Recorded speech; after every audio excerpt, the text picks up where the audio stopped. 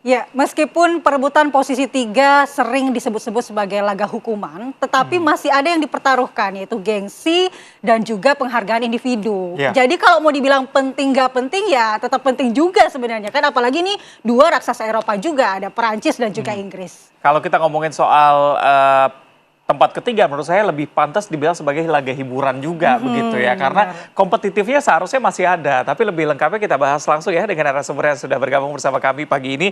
Ada Bung Gita dan juga Bung Nigara. Assalamualaikum, selamat pagi. Selamat pagi. Halo Reza.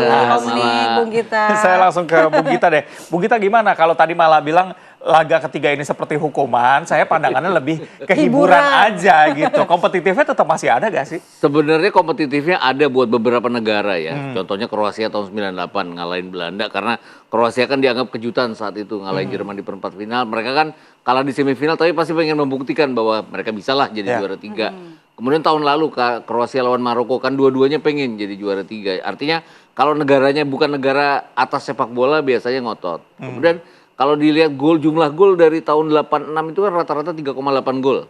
Lebih bagus dari final bahkan. Karena final kenapa? Final kan 2 finalis kadang-kadang hati-hati gitu.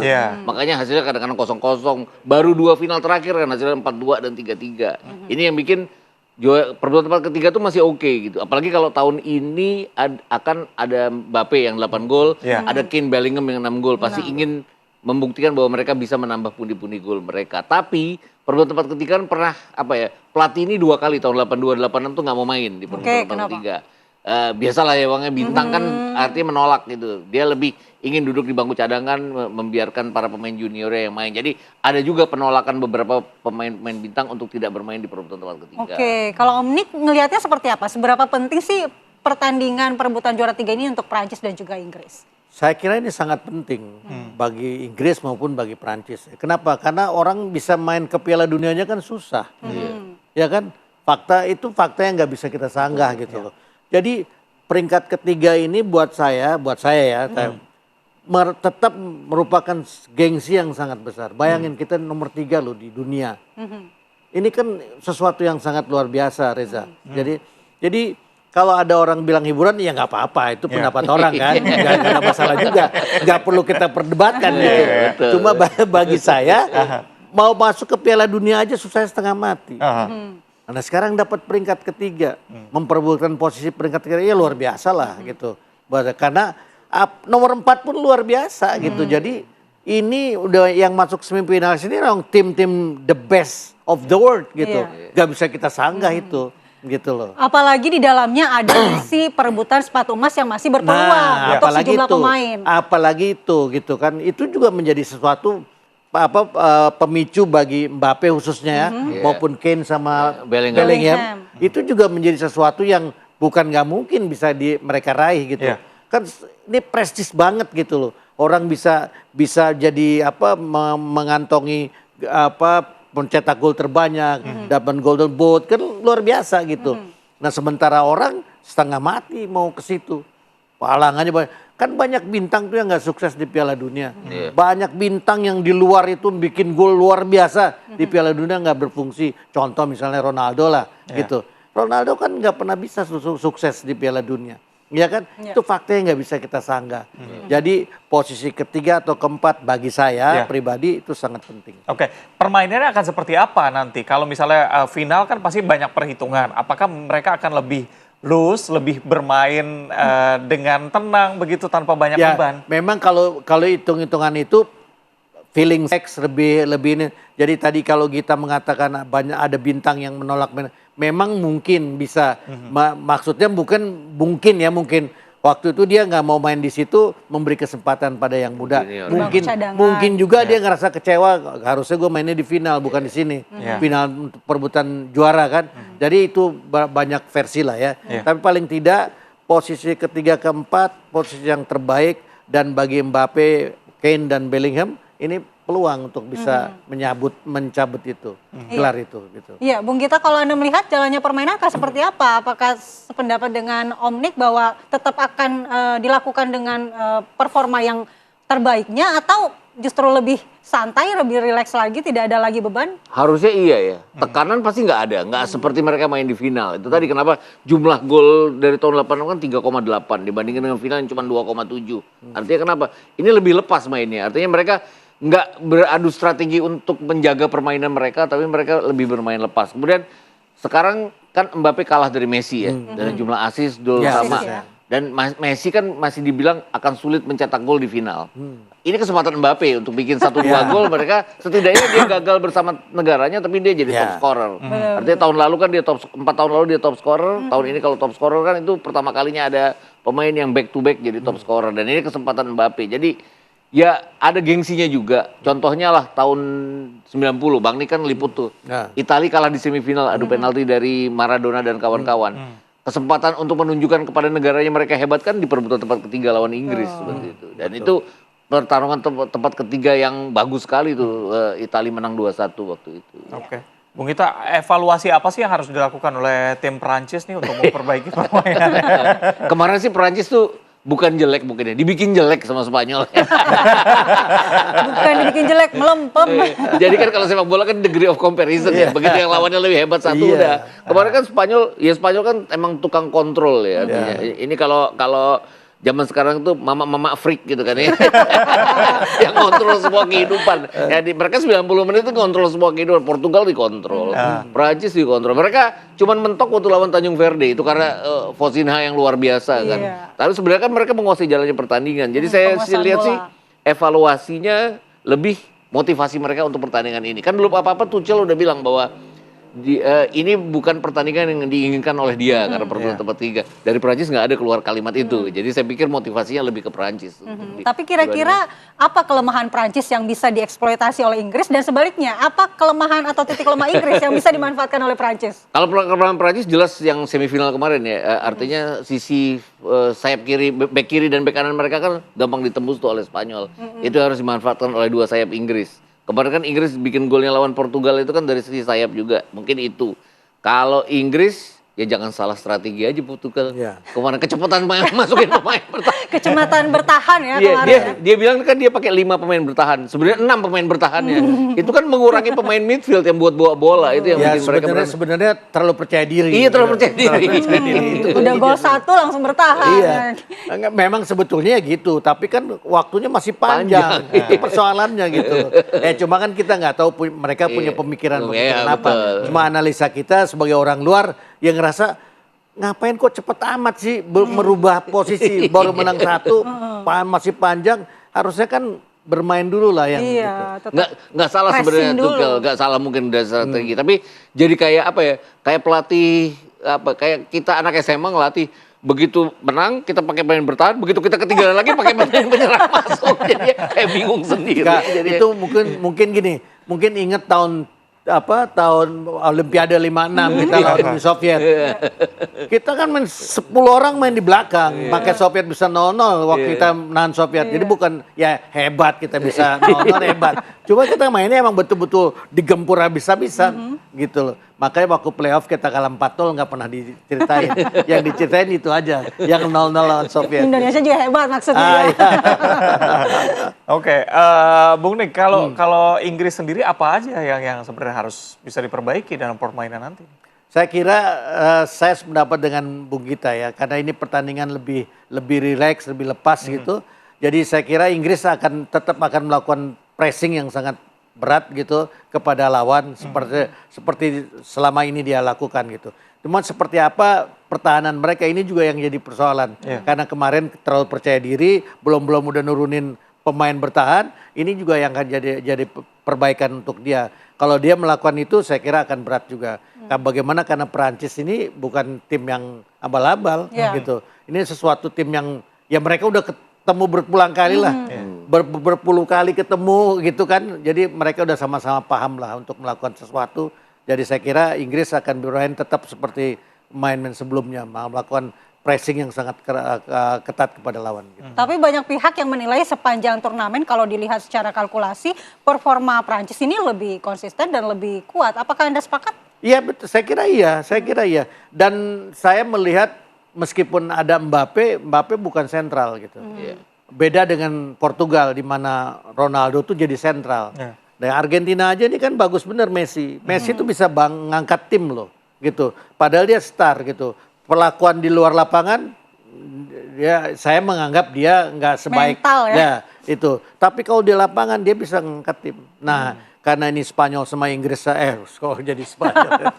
Karena Prancis nih dengan Inggris nggak punya bintang yang super gitu. Betul Mbappe bintang tapi nggak kelas Maldini lah apa Platini lah. Kalau Platini dulu kan semua orang tahu Platini gitu loh. Kalau sekarang kan Mbappe orang semua yang suka bola aja tahu Mbappe. Kalau yang nggak suka bola kan nggak kenal gitu. Jadi sekarang menurut saya Mbappe tidak akan jadi sentral dan dia akan terus membangun tim. Kolektivitasnya tinggi. Kedua tim nih menurut saya begitu. Gimana Bu Gita? Iya.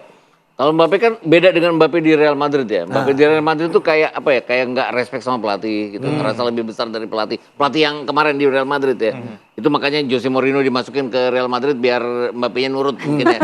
Tapi terhadap Deschamps kan dia nurut. Kemarin kan bukan, saya nggak ngelihat itu keseluruhan seluruh pemain Prancis waktu kalah lawan Spanyol. Memang agak mengherankan, tapi lebih karena luar biasanya Spanyol ya mengatur tempo dan segala macam. Ini kan Inggris bukan kayak Spanyol, artinya ngatur tempo tuh bukan keahliannya Inggris ya, bukan tipenya Inggris. Ya main gini-gini aja. Kayak kemarin kan semua pemain Spanyol tuh kayak ada di mana-mana jadinya ya. Dan Inggris kan nggak gitu. Kemarin lawan Argentina juga kelihatan. Dan Mbappe sama lah dengan Messi bahwa dia kadang-kadang juga bisa memberikan umpan bagi teman-temannya, dia bisa mundur ke belakang. Kalau lihat Messi di semifinal kemarin kan luar biasa, ketinggalan dia malah nggak mau jadi tumpuan utama ya, dia mundur ke belakang, dia kasih umpan. Mbappe kan bisa seperti itu juga. Terus 3 di belakang Mbappe itu kan tukang cetak gol semuanya. Dan rasa-rasanya sih mereka bertiga akan mencoba memperbaiki kesalahan mereka. Ingin membuktikan kepada supporternya bahwa mereka bisa jadi urutan ketiga. Karena urutan ketiga kan terhormat juga. Saya selalu membayangkan kalau kita nih, jadi berandai-andai kita nih jadinya. Kalau kita misalnya masuk ke Piala Dunia terus mengejutkan masuk ke semifinal, terus kalah di semifinal, pasti seluruh orang Indonesia akan mendukung kita untuk jadi juara 3. Iya, gitu kan. betul. Oke, nanti kita juga akan bahas bagaimana lini pemainnya. Iya. Apakah benar-benar akan menghadirkan atau memainkan kembali tim-tim seperti yang kemarin atau akan dirotasi oleh para pelatih. Nanti kita bahas usai jeda, tetaplah di Apa Kabar Indonesia Pagi.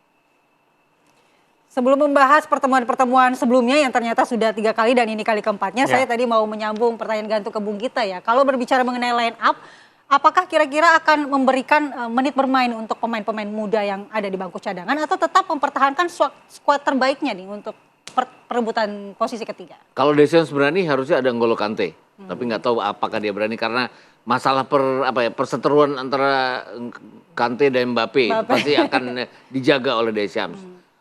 Mungkin Theo Hernandez ya, Theo Hernandez back kiri gantiin Lucas Digne karena di awal-awal kan Theo yang selalu jadi back kiri utama tapi kemudian dia jelek bermain melawan Senegal terus diganti Digne. Digne kan kemarin juga yang menyebabkan Lamine Yamal dapat penalti kan yang kemudian membuat Spanyol unggul. Kemudian diganti oleh Theo Hernandez, lebih banyak serangan dari Prancis ke gawang Spanyol saat itu. Jadi rasa-rasanya back kiri ini yang akan diganti. Lainnya sih akan sama ya.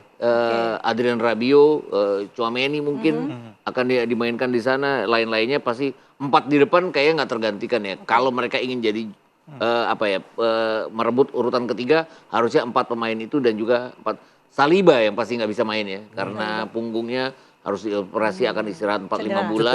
Cedera. Lacroix yang pasti akan menjadi center back menggantikan Saliba.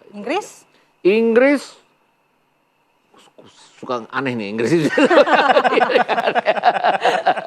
Kane Bellingham pasti nggak tergantikan. Kemarin aja kan nggak diganti kan. Harry Kane sama Bellingham udah pasti. Ya, Declan Rice saya nggak tahu apakah kondisinya memungkinkan karena dia kan painkiller terus tuh kan. Bukayo Saka pasti nggak akan main di kanan, hamstring dia. Noni Madueke agak riskan. Pasti Morgan Rogers lagi yang di kanan juga. Lini belakang mungkin kalau akan diganti Ezri Konsa main di bek kanan, terus Dan Burn yang main di center back itu aja. Kiper nggak akan riskan kalau diganti. Ya saya kira kalau menurut saya the best team itu yang akan dimainkan. Karena bagaimanapun baik Inggris maupun Prancis butuh peringkat ketiga. Sebagai hiburan buat dia untuk menyatakan bahwa kami ini masih mampu gitu loh. Jadi yang persoalannya memang the best teamnya ini komplit apa enggak, itu yang jadi persoalan, yang cedera lah, yang segala macam gitu kan. Ini juga kan jadi titik persoalan yang enggak mudah bagi Prancis maupun Inggris sendiri gitu. Itu yang saya pikirkan itu. Om Nick, tadi kita menyajikan informasi terkait ini adalah pertemuan keempat Prancis dengan Inggris. Kalau dari sejarah 3 pertemuan sebelumnya, siapa yang lebih dominan, Om Nick? Saya kira Prancis ya, Prancis lebih dominan gitu. Jadi saya kira kalau orang mengatakan Prancis, barusan kan ada juga mengatakan Prancis menang 2-1 ya. Meskipun secara pribadi saya maunya Inggris ya. Oke. Tapi saya kira ya mana-mana aja so-so lah gitu menurut saya. Karena di pertandingan ini bagi kedua negara merupakan prestasi yang sangat besar gitu ya. Kita saling ingin mengalahkan karena kedua-duanya bukan hanya bertarung di lapangan, tapi juga bertarung sejarah kan mempertarungkan mereka berdua kan, gitu itu. Oke, Bung Gita, kalau kita bahas prediksi skor, kira-kira akan seperti berat apa? Apakah memang akan menang tipis 2-1, 1-0? Iya. Rasa-rasanya sih akan margin 1 gol juga ya apapun ya. Mungkin aja jadi 120 menit karena kengototan kedua tim ini. Kan cuman omongan di luar bahwa mereka tidak menginginkan laga ini. Tapi kan pasti Kane, Bellingham, apalagi Mbappe pasti mau. Dan 4 tahun lalu mereka ketemu, Prancis menang 2-1. Kane dapat 1 penalti, tapi Kane gagal penalti berikutnya untuk 2-2. Pasti Kane ingin membuktikan bahwa dia bisa. Dan sekarang kan dia kan rekornya sudah 14 gol sama dengan Gerd Müller ya. Tinggal dia 1 lagi gol dari Ronaldo. Masa dia nggak pengen ngelewatin Ronaldo? 4 tahun lagi kan dia belum tentu ada di timnas Inggris. Tapi kira-kira yang menentukan pemenangnya di laga juara 3 ini kira-kira apa nih? Mentalnya kah? Atau lininya? Atau strategi atau taktik dari pelatih? Kalau udah semifinal, perebutan tempat ketiga dan juara perebutan final, biasanya yang paling minim blunder ya, yang bisa memenangkan laga. Jadi saya pikir kalau ngelihat laga semifinal sebenarnya Prancis gak bikin blunder, dan Spanyol yang luar biasa. Di semifinal satunya Inggris yang bikin blunder. Takutnya Inggris yang jangan-jangan bikin blunder. Gimana Bung Nick, ada prediksi skor ya? Ya kayak tadi saya bilang, saya maunya Inggris gitu. Tapi kalau di lapangan yang menang Prancis, saya mau bilang apa kan? Jadi saya kira memang buat tadi pertanyaan malah apakah soal mental, saya kira enggak lah. Udah lewat buat mereka yang seperti itu. Karena mereka bukan negara yang baru ya untuk di Piala Dunia di semifinal gitu di peringkatnya bukan negara yang baru. Jadi udah terbiasa buat mereka bermain seperti ini. Jadi tekanan mental tuh menurut saya Udah nggak ada lagi udah nggak ada isu ya? lagi lah. Gitu. Tinggal bagaimana pemain-pemain bisa menerapkan betul nggak strateginya. Kadang-kadang ya di luar nalar kita pemain juga emosinya keluar gitu. Nah itu siapa yang terpancing emosinya, yang kelebihan emosinya itu yang berbahaya. Jadi berapa skornya Om Nick? Saya maunya Inggris menang 2-1 ya. 2-1. Bung Gita, tapi kira-kira apa yang harus dilakukan berkaca ya dari pertandingan Inggris dengan Argentina yang kemudian di menit-menit terakhir kemudian jadi longgar nih. Apa yang perlu diubah nanti untuk strateginya? Inggris sih main kayak gitu karena mereka pernah sukses lawan Meksiko ya. Mereka lupa kalau di Meksiko nggak ada Messi, di Argentina ada Messi. Perancis juga ada Mbappe yang bisa aja bikin magic gini. Jadi ya jangan cepet-cepet ya Inggris ya. Kalau udah unggul, oke, pertahankan keunggulan nggak harus pakai pemain belakang. Harus pakai pemain tengah yang bisa bawa bola. Kayak Declan Rice kemarin kan diambil, nggak ada orang yang pegang bola di lini tengah, ngerebut bola di lini tengah. Dia 2 menit keluar kemasukan, dan kemasukannya dari gol yang Enzo Fernandez dari jarak jauh itu kan. Terus Messi dibiarkan di mana-mana. Jadi blunder seperti itu yang harus dikurangi oleh Inggris. Padahal setiap main yang menentukan lapangan tengah. Iya, betul. Kalau kita nguasai lapangan tengah, insya Allah kita bisa menang gitu. Nih kalau belum ditarik pemain tengahnya diganti pemain belakang, ya dibombardir lah. Gitu. Dibombardir ketinggalan, terus mereka pakai gaya lama kan long ball. Gampang lah buat defender zaman Berarti sekarang. Tuchel emang harus strateginya harus tepat kali ini ya. Tapi kan Jangan banyak sampai yang, blunder tapi kayak kalau gitu orang ya. Inggris sendiri kan bilang Tuchel nih agentnya Jerman nih, jangan-jangan. Penyusup ya. Oke, mungkin kita bahas sedikit soal partai final begitu ya. Spanyol Argentina. Seperti apa nanti permainan kurang lebih? Ya kalau buat saya Tunggu. Dukung siapa Dua-duanya dulu Spanyol nih? ya? Oh, dua-duanya Spanyol. jadi Udah kelihatan dia versinya. ya saya kira bagaimanapun tadi saya mengatakan bahwa Messi ini bisa mengangkat tim. Messi ini pemain bintang yang tidak membintangi diri. Iya, betul. Gitu. Beda dengan Ronaldo gitu ya. Jadi dia bisa ngangkat tim. Ini keunggulan Messi di lapangan gitu loh. Kalau kita ingat bahwa tahun Maradona di mana 86, Maradona juga jadi incaran orang untuk di depth 3-4 pemain, maka pemain lain yang bisa. Ini sama juga sama juga. Jadi kalau Spanyol, tapi saya kira Spanyol nggak akan tertarik itu. Ya, Spanyol seperti tadi Bung Gita mengatakan dia menguasai lapangan. Karena ini bagi saya Spanyol ini sekarang merata. Dengan posisi merata nggak ada bintang, semua punya peran. Iya. Jadi kalaupun sekali lagi boleh, saya juga pinginnya Spanyol. Tapi Karena Jerman udah gagal, Portugal udah gagal. tinggal Spanyol dukungannya yang bertahan ya. Tapi saran saya Om Nik, Bung Gita, Spanyol jangan gol duluan deh. Ntar di comeback lagi. Itu dua kali Argentina ketinggalan 2 gol lawan Mesir, ketinggalan 1 gol lawan Inggris, bisa naik gitu. Itu juga bahaya. Saya setuju sama Malah. Jangan gol Spanyol duluan. jangan ngegolin duluan deh. Gimana Bung Gita? Tapi Kalau- Spanyol kan ahli dalam penguasaan bola. Iya, ya. Spanyol kan another level dibandingin tim-tim lain. Tapi balik-balik lagi Messi itu juga another level. Iya, Itu betul. Jadi ini pertarungan antara 11 yang another level lawan 1 yang another level. Jadi serunya adalah saya ingat tahun 86 itu ya, Maradona kan mengangkat Argentina Ya, betul. dengan Jerman yang sebenarnya kekuatannya merata. Betul. Tapi balik-balik lagi Spanyol itu kan baru kebobolan 1 gol. Nggak gampang jebol gawang Spanyol itu. Masuk kotak penalti mereka aja susah. Tapi Argentina punya Messi, punya Enzo Fernandez yang bisa tembak bola dari jarak jauh. Rasa-rasanya itu yang akan mereka lakukan kalau mereka mentok. Itu yang harus hati-hati. Unai Apalagi- Simon harus hati-hati. Iya, apalagi yang di Spanyol murid-muridnya Messi nih. Iya, Aduh, tapi Yamal. kan orang bilang guru itu berhasil kalau muridnya bisa ngalahin dia. Betul. Jadi kalau Messi pengen dianggap berhasil ya dia harus kalah kalau muridnya. Jadi yang bakal mengalah siapa ya? Murid atau guru? Ini Spanyol.